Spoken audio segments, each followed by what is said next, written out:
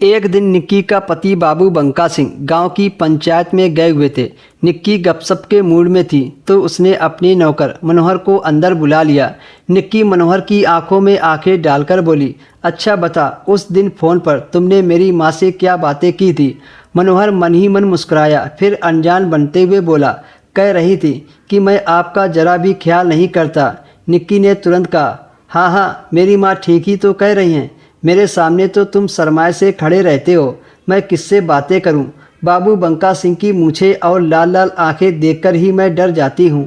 उनकी कद काठी देखकर तो मुझे अपने काका की याद आती है। एक तुम ही हो जो मेरे हमदर्द लगते हो। इस बेमेल शादी पर गांव वाले तो थू थू कर ही रहे थे। खुद मनोहर को भी नहीं सुहाया था, पर उसकी हैसियत हमदर्दी जताने की नहीं थी। खैर, मनोहर चुपचाप निक्की की बात सुनता रहा।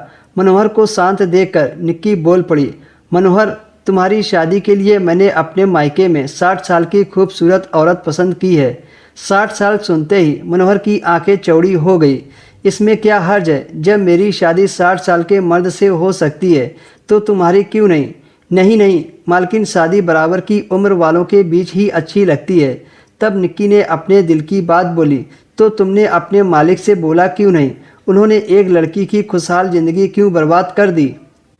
कहते हुए निक्की की आंखों में आंसू निकलने लगे। समय बीतता गया और निक्की की शादी को 5 साल बीत गए, फिर भी आंगन में बच्चे की किलकारी नहीं गूंज पाई। निक्की को ओझा संत महात्मा सबको दिखाया गया, लेकिन नतीजा विफल रहा।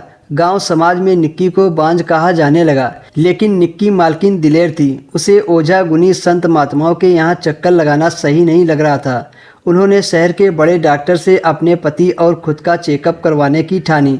शहर के जाने माने डॉक्टर ने दोनों के नमूने जांच लिए और बोला, देखिए बाबू बंका सिंह, 10 दिन बाद निक्की की एक और जांच होगी।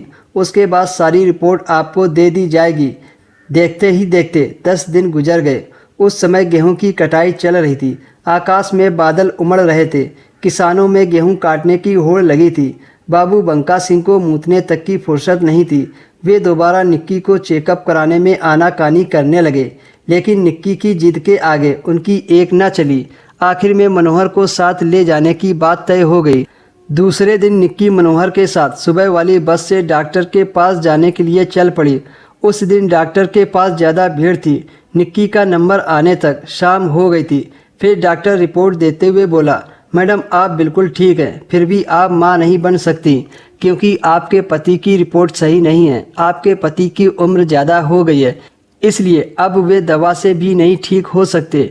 निक्की का चेहरा सफ़ेद पड़ गया। डॉक्टर ने कहा, और भी तरीके हैं बच्चा पैदा करने के?